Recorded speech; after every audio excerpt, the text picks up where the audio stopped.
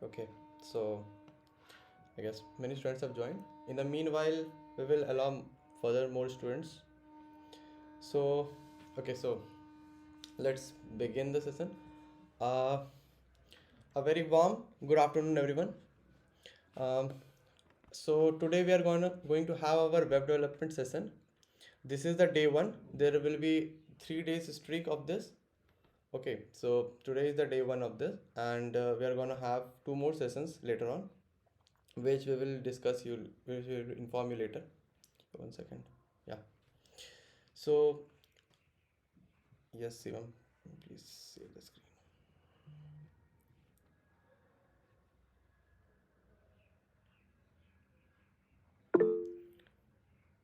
So the first session today that we are going to that is gonna take place is our web development.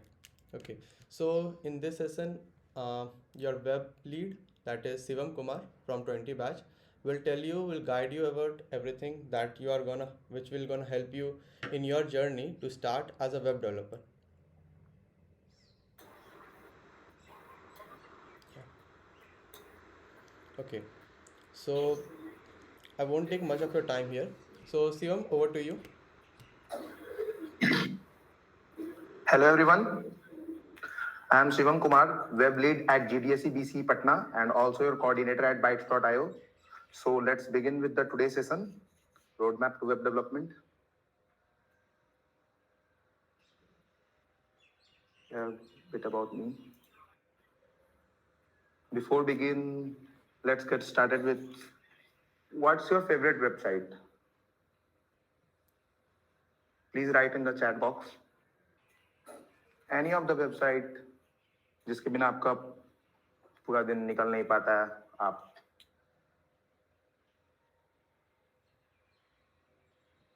Many of you are writing chat GPT. Okay.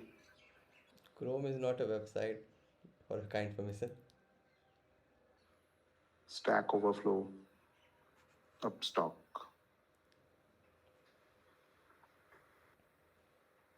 Okay. Chat GPT. Okay, let's further proceed. What is web development? आप लोग में से कितने लोग ये explain कर सकते हो कि वेब डेवलपमेंट है क्या? Any of you? Anybody? कोई नहीं ऐसा मतलब कोई नहीं है कि सटीक आंसर एकदम देना जो आता है मन में है वो बताना है. It's knowledge of creating website. Yes, Ritik, you may unmute yourself. The type of a platform developed by the programmers where the certain information are shared and users can go to search themselves that information. Okay, nice. Any other? Ranjit कुछ बोलना चाह रहे थे? Yes, हाँ, yes Raj. The process of making a website. The development of website.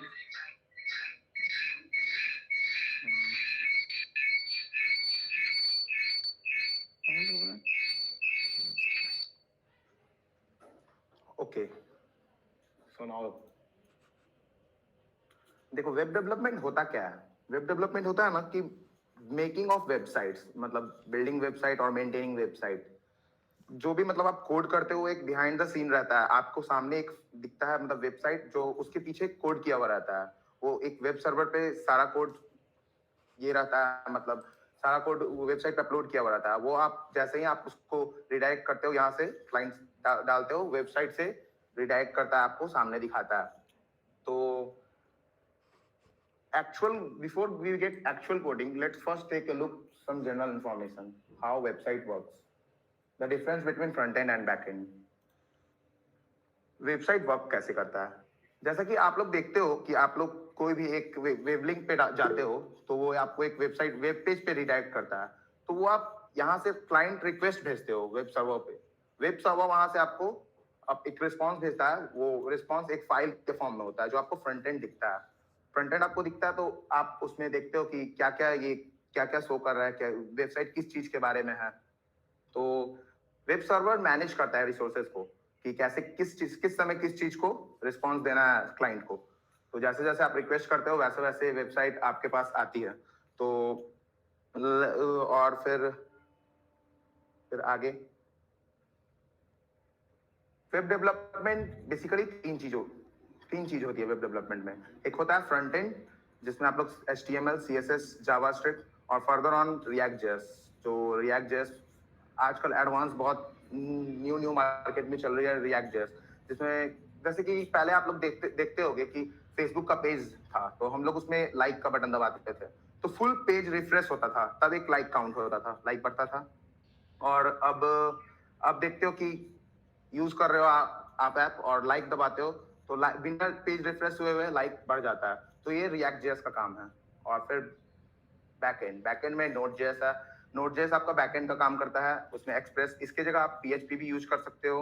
और फिर Python का एक लाइब्रेरी फ्रेमवर्क है Django। उसके बाद फिर डेटाबेस में आ जाओ, इसमें आता है MongoDB और MySQL। MongoDB एक तरह का NoSQL डेटाबेस है और MySQL। और फिर देखिए जैसे कि ये फिगर देख रहे हैं आप लोग, इसमें HTML एक तरह से स्ट्रक्चर की तरह काम करता है वेबसाइट का। जैसे आप क्या क्या डालना चाहते हो वेबसाइट में, नैव बार यहाँ होगा, यहाँ बटन्स होंगे, यहाँ लाइक बटन्स होंगे, ये सब एक तरह से स्ट्रक्चर का काम करते हैं। आप क्या पीछे में कोड लिख रहे हो वो सामने वाले आपके क्लाइंट को नहीं दिख रहा है, पर वो सामने वाला आपका क्लाइंट देखेगा कि हाँ ये इसने बटन डिजाइन किया है। तो ये किस चीज से बटन डिजाइन हुआ है ये आपको दिखाएगा HTML दिखाएगा कि कैसे बटन डिजाइन हुआ है। उसके बाद उसमें CSS का काम होता है। CSS काम होता है उसमें इंटरेक्टिव करना, जैसे कि कुछ कलरिंग का इफेक्ट और उसमें क्या क्या जैसे चीज होती है कि ये मतलब आप कैसे डिजाइनिंग कर रहे हो। और फिर उसके बाद जावास्क्रिप्ट ये फंक्शनैलिटी डालती है, जैसे कि आप बटन पे दबा रहे हो तो लॉगिन हो रहा है, वो आगे आपको अनदर पेज पे रिडायरेक्ट कर रहा है। ये होता है जावास्क्रिप्ट का काम। जावास्क्रिप्ट बहुत ही पावरफुल लैंग्वेज है, इसमें आप बहुत सारे फ्रेमवर्क्स एंड लाइब्रेरी हैं जो आप फर्दर पढ़ेंगे आगे। और फिर वेब डिजाइन और वेब डेवलपमेंट में डिफरेंस क्या है। वेब डिजाइनर एक UI UX डिजाइनर होते हैं जो आपके सामने वेब यूजर इंटरफेस में क्या क्या, जैसे क्लाइंट को क्या क्या जरूरत है ये सब चीज बताते हैं वेब डिजाइनर। जैसे कि वो डालेंगे कि सामने वेबसाइट में क्या क्या चीजों की जरूरत है। लाइक अगर क्लाइंट का ये होगा कि हमें जैसे यहाँ पे सर आप ये डालिए कुछ चीजों के बारे में, जैसे एक लॉगिन पेज बनाना है या फिर एक ये फोटो का ये वेबसाइट बनाना है, तो वेब डिजाइनर का काम होता है वो क्रिएट करना। और वेब डेवलपर्स होते हैं ना, वो डेटाबेस के साथ उसको कनेक्ट करते हैं। तो डेटाबेस के साथ जैसे इस जगह पे किस चीज को कनेक्ट करेंगे तो यहाँ ये रिस्पॉन्स आएगा, ऐसा ऐसा वेब डेवलपर का काम होता है। Next, why learn web development. हमें वेब डेवलपमेंट क्यों करना चाहिए। Today we have around 12.5 billion web enabled devices. Like बहुत सबके पास ऐसा डिवाइस है जिसमें वेबसाइट काम करता है। जैसे कोई भी लिंक आपके पास आता है तो आप उस पर क्लिक करते हो तो वो रीडायरेक्ट कर लेता है। तो ऐसे बहुत सारे वेब इनेबल्ड डिवाइसेस हैं। तो उसको हम लोग ये कर सकते हैं। फिर visual medium, it's easier to market your product if people can see it. जैसे कि वेबसाइट को इजी होता है ये यूज करना। जैसे कि आप वेबसाइट एक बनाते हो तो उसको आप कहीं भी मार्केट कर सकते हो। जैसे कि किसी को भी भेजोगे तो वो उसको कोई डिवाइस नहीं चाहिए होता है, सिर्फ एक वेबसाइट एक्सेस करने के लिए आप लैपटॉप से भी कर सकते हो, फोन होना जरूरी नहीं है। तो इसके लिए वेबसाइट। और जॉब अपॉर्चुनिटीज के बारे में बात किया जाए तो it pays very well. There are many job opportunity in web development में मैनी जॉब अपॉर्चुनिटी है। देखिए फर्स्ट रीजन वेब डेवलपमेंट में सीखने के लिए क्या होता है पता है, कि आप कोई भी कंपनी में जाते हो ना, जैसे एंड्रॉइड की कंपनी हो या ML की कंपनी हो, अगर आप बैकएंड सीख के जाते हो तो उनका बैकएंड मैनेज करने के लिए वेब डेवलपर का ही यूज होता है। और अगर आप लाइक सिस्टम डिजाइन, डेटाबेस, अगर फ्रंट एंड सीख के जाते हो तो आपको फ्यूचर जॉब कंपनी में भी बहुत ही हेल्प हो जाता है। और फिर आगे always have a freelancing opportunity. Freelancing आप लोग में से बहुत लोग जानते होंगे कि फ्रीलांसिंग क्या होता है। बहुत एनी ऑफ यू कोई बताएगा फ्रीलांसिंग? Freelancing होता है work from home type work. Work from home type work तो होता है, लेकिन फ्रीलांसिंग ऐसा होता है, आप जैसे किसी भी प्रोजेक्ट को कर रहे हो, मार्केट में आपको उस चीज के लिए पे कर रहा है, वो एक जॉब की तरह नहीं होता है, पर आप उसके आपको कोई भी काम करने के लिए कोई एक ऑर्गेनाइजेशन पे कर रहा हो आपको, या फिर कोई आदमी, जैसे मुझे एक वेबसाइट बनवानी है, तो मैं एज अ अपना पोस्ट करूंगा कि मुझे एक फ्रीलांसर की जरूरत है जो मेरा वेबसाइट बना दे, तो आप एज अ फ्रीलांसर उस पर अप्लाई करोगे और मैं आपका वर्क देख के आपको सिलेक्ट करूंगा कि हाँ ये इस बंदे ने इतना इतना काम कर रखा है, तो हाँ मैं इसको दे सकता हूँ। और ओपन सोर्स कंट्रीब्यूशन के बारे में कोई बताएगा आप लोग में से? ओपन सोर्स कंट्रीब्यूशन क्या है? शिवम एक बार वापस से रिपीट कर दो सर, विशाल को समझ में नहीं आया।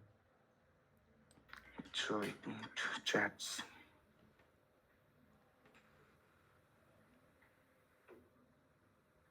क्वेश्चन रिपीट करना है। अच्छा हाँ, ऑलवेज हैव अ फ्रीलांसिंग, कौन सा टॉपिक करना है? इट पेज वेरी वेल, मतलब आपको अच्छी मतलब सैलरी मिलती है, इसमें बहुत सारे जॉब अपॉर्चुनिटीज होते हैं। ये वेब डेवलपमेंट के अंदर आजकल मार्केट में बहुत जॉब है वेब डेवलपर के। आप एक वेब डेवलपर हो तो कभी भी नॉर्मल बैठे नहीं रहोगे, आपको कोई ना कोई काम मिलते रहता है, अगर आप एक अच्छे वेब डेवलपर हो तो। फ्रंट एंड डेवलपर हो या बैक एंड डेवलपर हो, डिपेंड नहीं करता। और फ्रीलांसिंग अपॉर्चुनिटी आपको मतलब जैसे कोई काम हो, जैसे किसी को सामने वाले को कोई काम हो तो वो अपना काम देगा आपको, उसके लिए आपको पेड करेगा, तो ये एक तरह का फ्रीलांस वर्क हो गया। फिर ओपन सोर्स कंट्रीब्यूशन के बारे में कोई? It means contributing to a open source software and modify it. मतलब क्या इसे समझते हो? ये तो एक हो गया डिफिनेशन।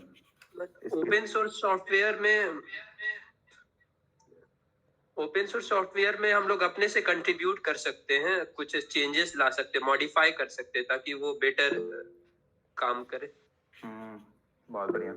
तो जैसे ओपन सोर्स एक बहुत ही बेस्ट एक तरह से बोला जाए प्लेटफॉर्म है, जहां आप मतलब ऑर्गेनाइजेशंस अपने प्रॉब्लम डालते हैं, या फिर कोई भी सॉफ्टवेयर कंपनी अपने प्रॉब्लम डालते हैं, और उसमें आप जैसे कि देखा जाए फायरफॉक्स, हम लोग VS कोड यूज करते हैं, VS कोड एडिटर, ये सब ओपन सोर्स हो गया। इसमें आप अपने अकॉर्डिंग अनुसार देख सकते हैं कि क्या इसमें कुछ चेंजेस हो सकते हैं, तो आप उसको पुल कर सकते हो। और अगर मेंटेनर देखेगा कि हाँ आपका वैलिड रिस्पॉन्स है, तो आपको आपका पुल रिक्वेस्ट मर्ज करेगा।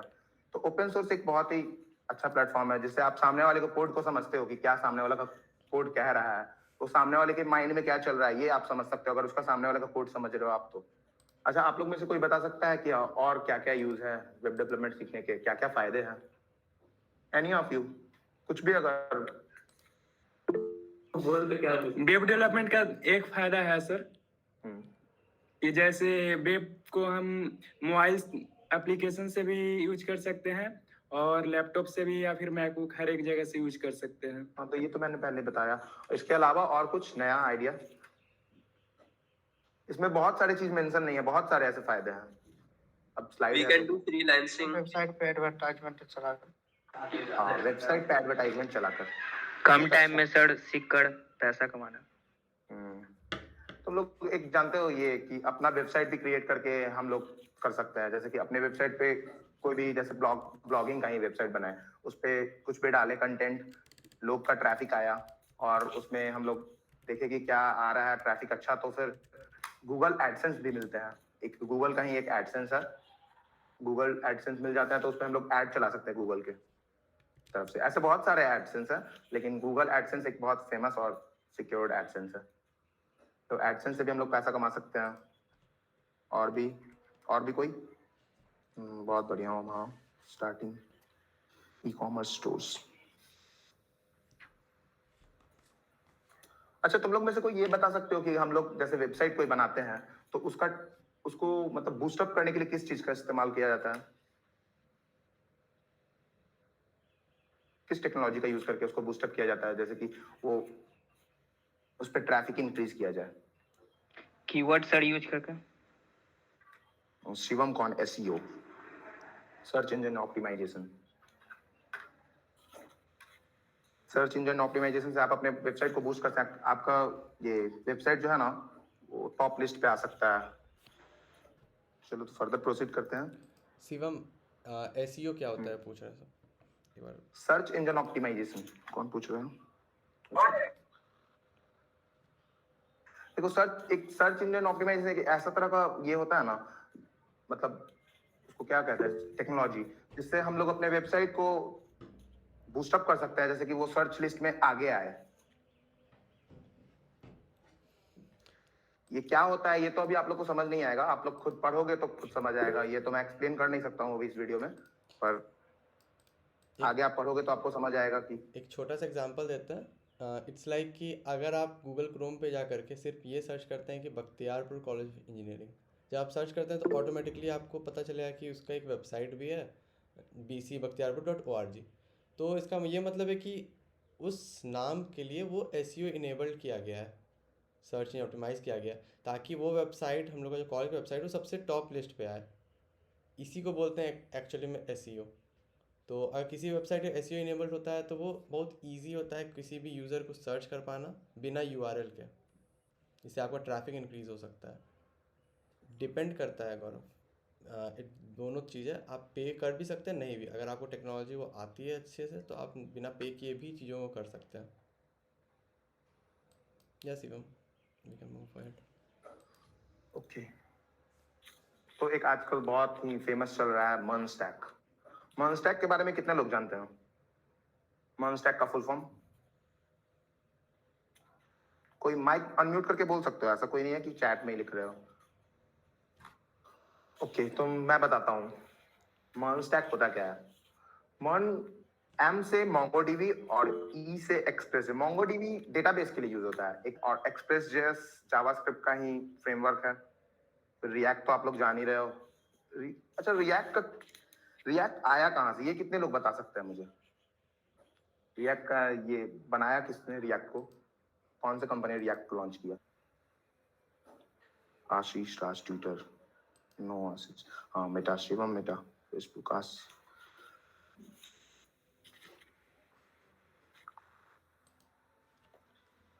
फेसबुक ने बनाया था रिएक्ट को। रिएक्ट नाम भी ऐसे पड़ा था जैसे हम लोग किसी भी फोटो पे रिएक्ट करते हैं ना, तो इसी से रिएक्ट नाम पड़ा था इसका, और फेसबुक इसे लॉन्च किया था। और फिर एन फॉर नोड जेएस, ये बैकएंड के लिए इस्तेमाल होता है, जावास्क्रिप्ट का ही फ्रेमवर्क है। तो मर्न के अलावा एक और होता है मीन। रिएक्ट की जगह एंगुलर होता है। एंगुलर भी बहुत ही अच्छा फ्रेमवर्क है जावास्क्रिप्ट का, और अभी फेमस ज्यादा रिएक्ट है, एंगुलर से ज्यादा रिएक्ट, लेकिन काम ज्यादा एंगुलर में होता है। बहुत सारे कंपनी को आप लोग देखोगे तो एंगुलर में काम करता है ज्यादा। ये एक टेक स्टैक है जिसको आप फॉलो कर सकते हो वेब डेवलपमेंट के लिए, कि आप इसमें इसको फर्दर लेके चल सकते हो। पहले आप HTML CSS जावास्क्रिप्ट सीखो, उसके बाद फिर रिएक्ट पे आओ, क्योंकि फ्रंट एंड के लिए रिएक्ट का बहुत सारे ऐसे भी APIs हैं जो रिएक्ट में यूज हो जाते हैं, जिससे आपको बैकएंड का भी काम हो जाता है। जरूरी नहीं है कि आप बैकएंड पूरा सीख जाओ तभी, इसमें भी बहुत सारे ऐसे प्रोजेक्ट है जो बनाए जा सकते हैं। ये अब ये क्वेश्चन है हाउ टू स्टार्ट, कैसे स्टार्ट किया जाए वेब डेवलपमेंट को। तो देखो, ऐसा तो मैं प्रेफर करूंगा कि कोई एक कोर्स ले लो, उसको पूरा फॉलो करो, या तो यूट्यूब का ही कोई एक कोर्स उठाओ, उसको पूरा फॉलो करो स्टेप बाय स्टेप, कि जैसे जैसे वो बताया, वो एक रोड मैप के लिए बहुत ही अच्छा रहता है। क्योंकि अगर आप ऐसे ही एक्सप्लोर करना शुरू करोगे तो कुछ चीजें यहाँ से सीखोगे, उसके बाद छोड़ दोगे, और एक आप कोर्स करते हो तो एक फ्लो बना रहता है कि कैसे हमको चीजों को सीखना है। और ये नहीं कि उस कोर्स पे फुली डिपेंडेंट हो जाओ कि इसी कोर्स को हमको फॉलो करना है, इसके अलावा और कुछ नहीं। चीजों को एक्सप्लोर करो।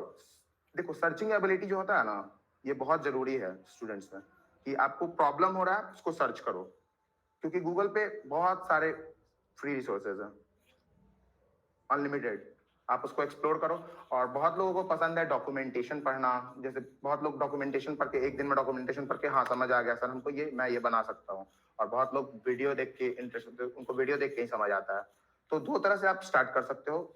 एक डॉक्यूमेंटेशन के लिए एक वेबसाइट है W3 Schools, और भी है एक फ्री कोड कैंप भी है, उस पर भी आप कर सकते हो। फुल स्टैक वेब डेवलपमेंट का रहता है। फिर बहुत सारे स्टूडेंट में कंफ्यूजन होते हैं कि सर कहाँ से स्टार्ट करे, सर रिसोर्सेज इनफ है कि नहीं, should be make a notes. देखो, स्टार्ट कहीं से भी करो, तुम एक बार स्टार्ट कर दिए ना, फिर चीजें तुमको खुद ब खुद समझ आने लगेंगी कि मैं ये चीज कहाँ से करूँ। ये चीज खुद लगने लगेगा कि हाँ, ये इस बंदे ने ये चीज को अच्छा नहीं पढ़ाया है, इसको मैं कहीं और से देखता हूँ।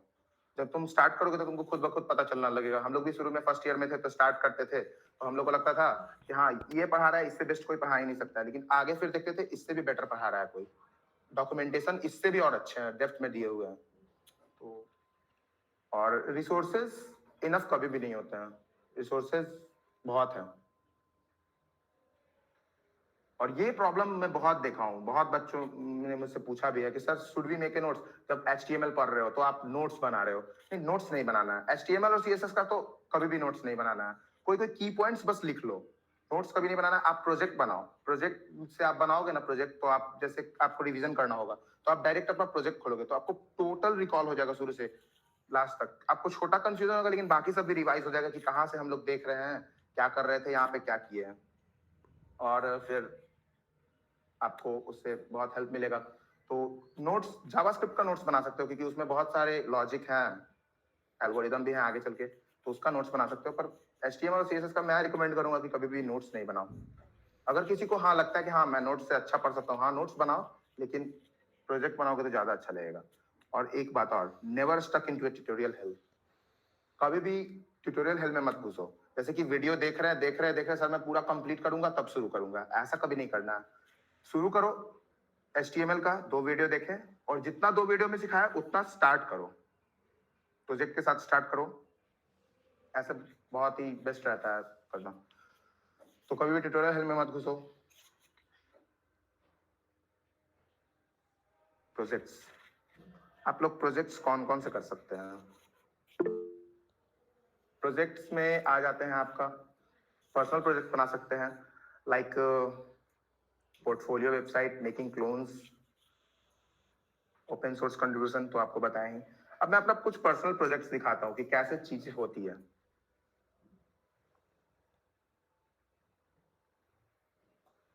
देखो जैसे कि एक मैं लॉगिन पेज बनाया था,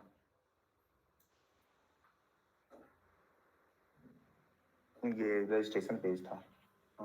इसमें ये कैसे हुआ, ये पूरा HTML और CSS से ही बना हुआ है, बाकी कोई इसमें बस थोड़ा सा जावास्क्रिप्ट का यूज किया गया है।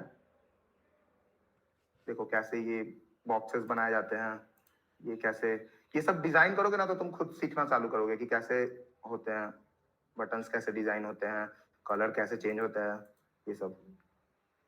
और भी है, देखो एक ये मैंने इमेज जनरेटर बनाया था, इसमें एक API का अनस्प्लैश API शायद था, उसका यूज किया था। ऐसा ही थे, इसमें आप कुछ भी सर्च करोगे, जैसे कार सर्च किए, कार की इमेजेस आएंगे।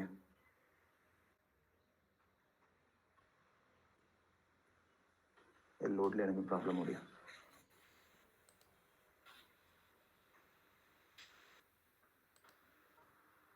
ये पूरा लोड लेता हूँ।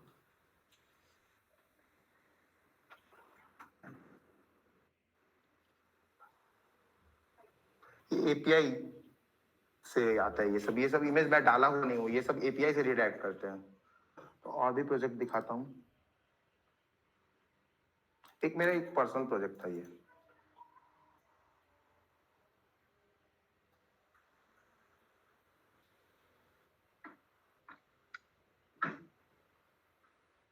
इस बहुत सारे टेक स्टैक का यूज किया गया है, जैसे बहुत अच्छे रिएक्ट, इसमें 2-3 पेजेस बनाए थे मैंने, और ये सब पेजेस नहीं बनाया है, ये सब बस अभी छोड़ के ये सब आपको आएंगे नहीं।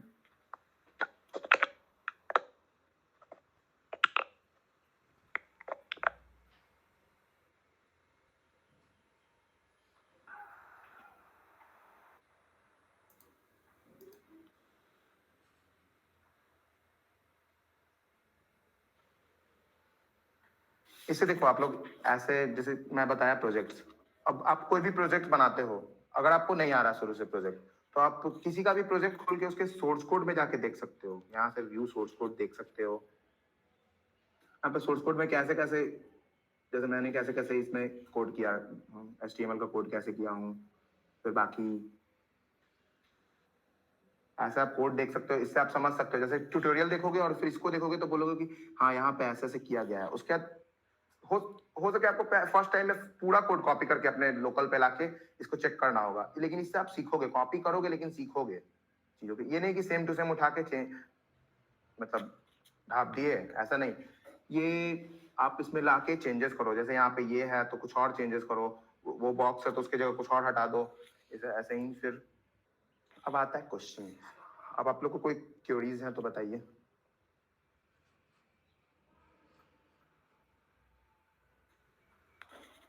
टाइप कर सकते हो। पोर्टफोलियो वेबसाइट क्या होता है? एक minute.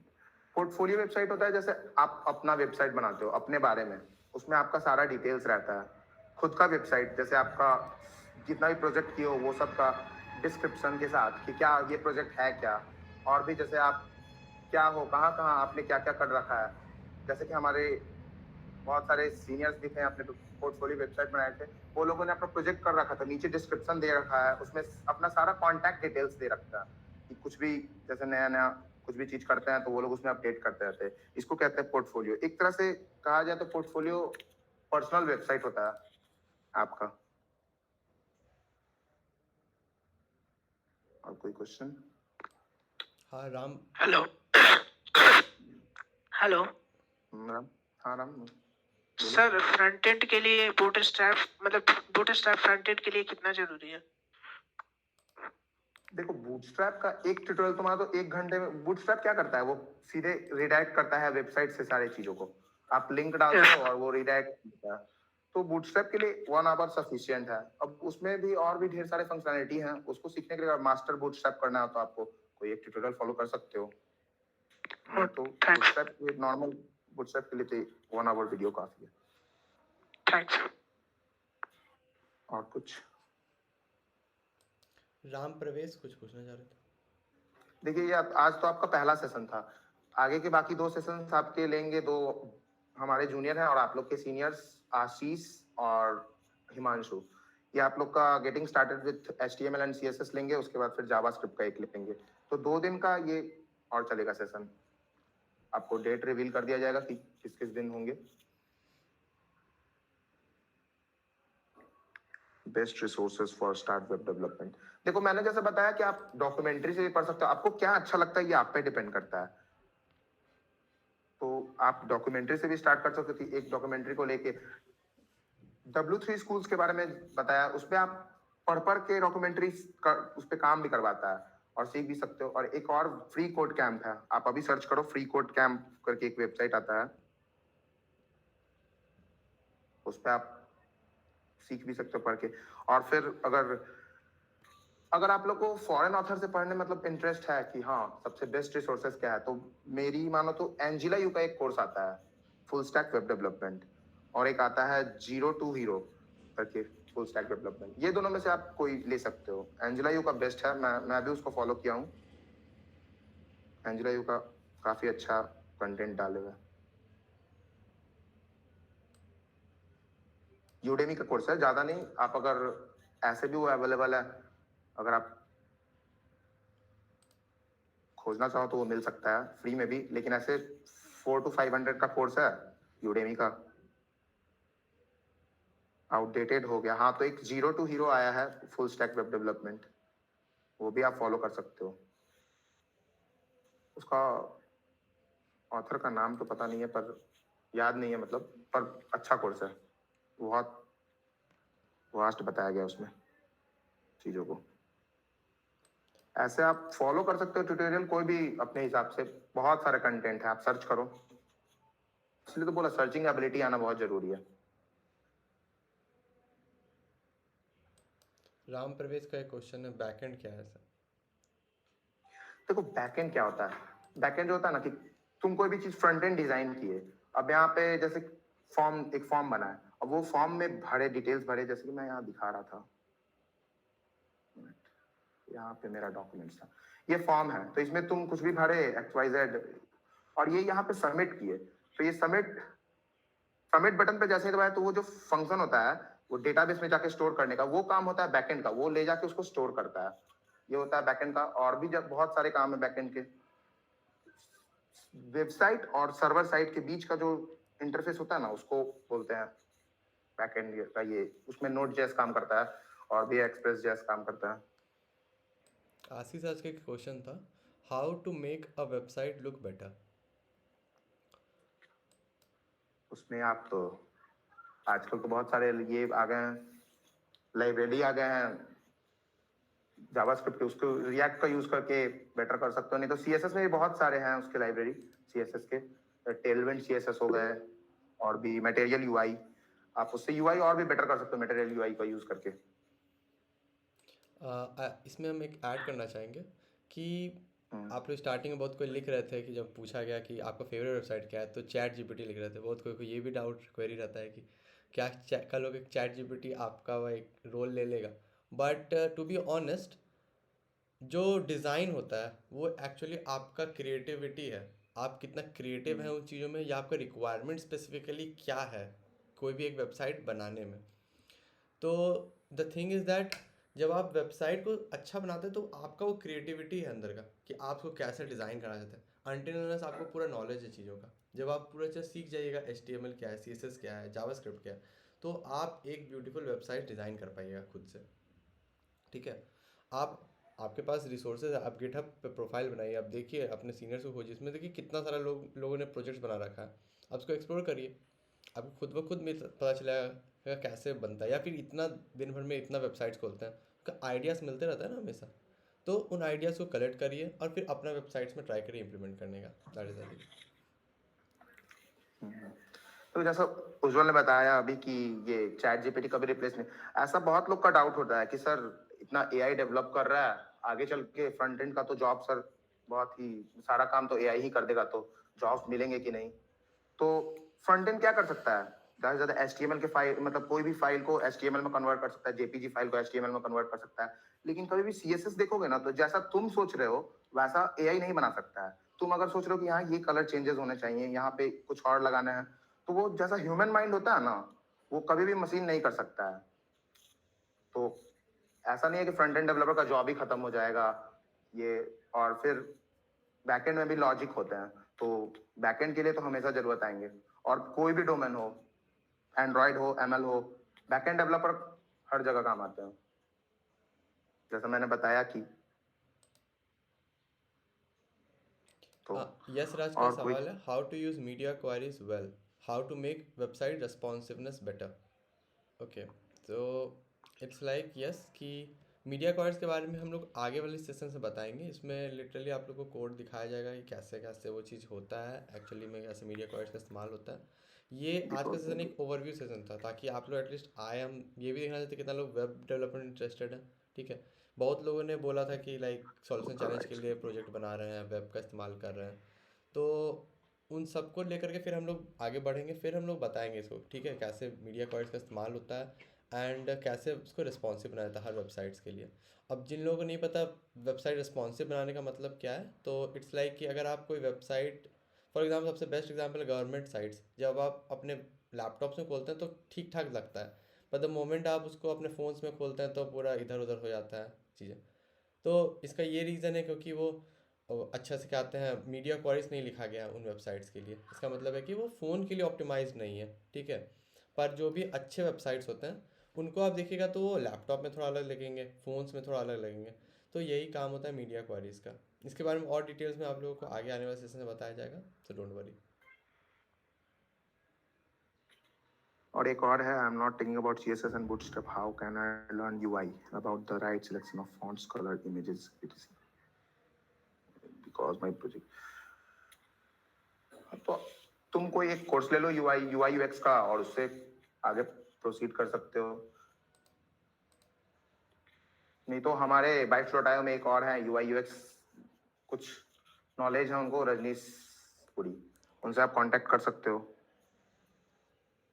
Will learning web development from code with Harry can be beneficial.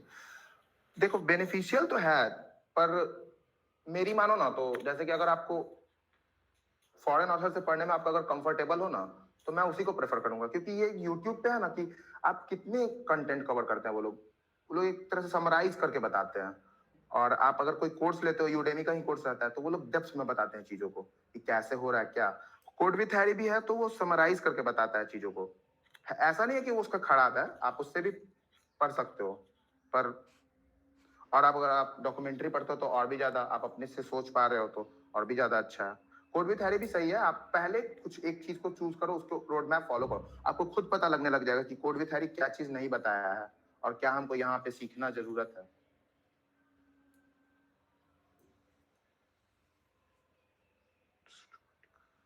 Documentary बताया, W3 स्कूल्स किसी भी पढ़ सकते हो, W3 schools, free code camp का तो यूट्यूब चैनल भी है, पर वो थोड़ा उसमें इंग्लिश में बोलता है और वास्ट इंग्लिश बोलता है, उसका इंग्लिश थोड़ा सा लगता है, एंड इन पर द अच्छा है।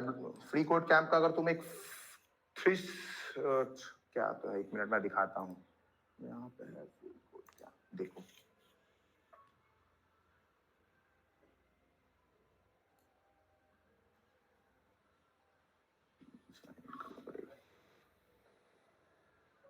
देखो इसका एक है, हाँ इसमें पूरा अच्छे से बताया गया है, आप देख सकते हो। करना पड़ेगा मेरा, इसमें हर एक चीजों को अच्छे से एक्सप्लेन किया गया है। इसका सर्टिफिकेशन का बहुत वैल्यू भी होता है, फ्री कोड कैंप का सर्टिफिकेशन अगर कर लोगे ना पूरा, तो बहुत ही ज्यादा मार्केट में वैल्यूबल है। आप नॉर्मल मतलब ये यूडेमी से किए हो, इसका सर्टिफिकेट उतना वैल्यूबल नहीं रहता, पर फ्री कोड कैंप का अगर सर्टिफिकेशन करते हो ना, इसमें बहुत चीजें अच्छे से सिखाई जाती है, तो इसका बहुत is responsive website must for Google cloud. I think तुम सॉल्यूशन चैलेंज का बात कर रहे हो बिट्टू, गूगल क्लाउड का कोई वैसा कंपटीशन तो नहीं होता, तो रेस्पॉन्सिव होना मैंडेटरी नहीं है, बट रेस्पॉन्सिव होता है तो यूज़र फ्रेंडली हो जाता है, तो ईजी होता है यूज़ करना कोई भी चीज़ को।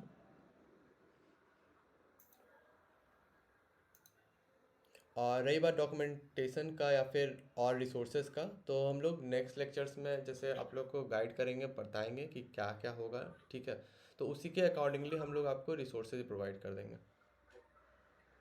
और कहाँ से सीखना है प्रॉपरली। ठीक है शिवम, कंटिन्यू।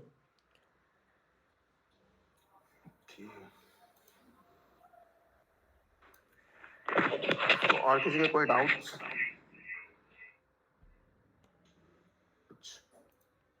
सर ये फ्री कोड कैंप पे कौन सा कोर्स बेटर रहेगा सर, बिगनर लेवल पे? उस पे है अभी जो दिखाया ना मैंने, हाँ ये था, कहाँ पे था, रिस्पॉन्सिव वेब डेवलपमेंट करके है। इसको मैं पर्सनली भी कुछ दिन फॉलो किया था, लेकिन वो होता है ना कि कहीं और अच्छा लग गया तो वो पढ़ने लग गया।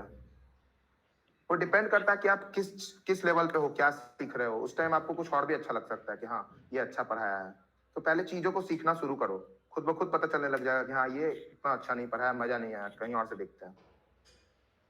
या फिर वेबसाइट बनाते हो, खुद का वेबसाइट बनाते हो, तो तुमको लगने लगेगा कि हाँ यहाँ पे इस चीज को देखो। सबसे पहले सर्चिंग एबिलिटी, तुमको कोई वेबसाइट बना रहे हो, तुमको यहाँ पे कुछ फीचर्स ऐड करने हैं, तो तुम वो सर्च करोगे सीधे जाके गूगल पे कि how to add this and this to, तो वहां पे तुमको ढेर सारे रिसोर्स भी दिखेंगे और वीडियोस भी आएंगे। अगर वीडियोस से समझ आता है तो ठीक है, नहीं तो डॉक्यूमेंट्री पढ़ के भी समझो।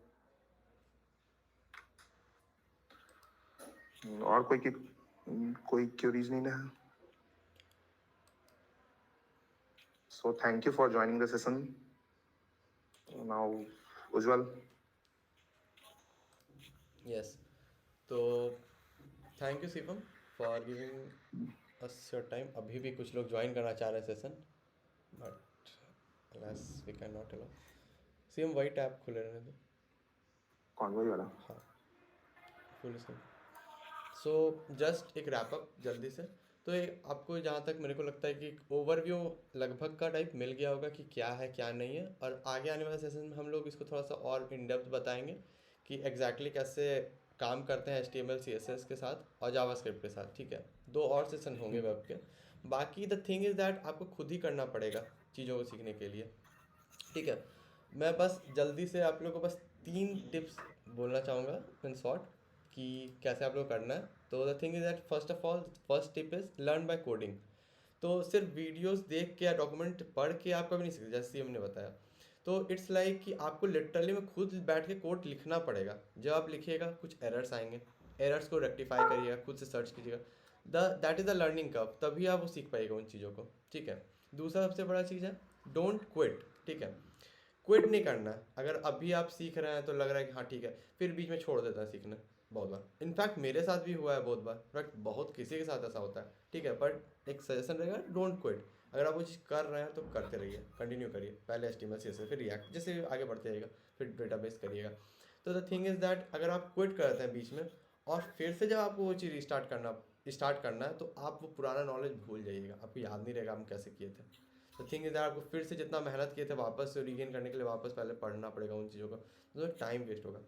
अगर आप डेवलपमेंट फेज में ज़्यादा आगे जब जाना चाहते हैं तो उसको कंटिन्यू करना पड़ेगा, ठीक है। और सब तीसरा most important, don't give a gap. तो बहुत लोगों का ये आदत होता है ना कि लाइक ठीक है अभी हम कर रहे हैं HTML या CSS, चलो कर लेते हैं HTML, फिर एक सप्ताह के बाद CSS स्टार्ट करना। नहीं, गैप कभी भी नहीं होना चाहिए। लाइक गैप 1-2 दिन चल सकता है, पर 3-4-5 दिन से ज़्यादा गैप नहीं होना चाहिए कोई दो चीज़ों के बीच, ठीक है। इससे ये हुआ कि आप फिर रेगुलर नहीं हो पाइएगा अपना टास्क में, फिर डेडिकेटेड नहीं हो पाइएगा, वो चीज़ सीख नहीं पाइएगा, ठीक है। तो I guess things got clear in your mind. And बाकी कोई क्वेरीज होगी तो आप लोग आराम से फिर हम लोग को कॉन्टैक्ट कर सकते हैं, ठीक है। उसके लिए इश्यूज़ नहीं है। आप पहचान ही रहे हैं हम लोग के टीम मेंबर्स को जो भी यहाँ पर है, और कोई भी क्वेरीज हो तो आप पूछिए, कोई प्रॉब्लम नहीं है। एंड बाकी आने वाले सेशंस ज्वाइन करिएगा आप लोग, एंड वो आप लोग को इन्फॉर्म कर दिया जाएगा ग्रुप्स में कैसे होगा, कब होगा एंड ऑल। तो स्टे कनेक्टेड विथ अस।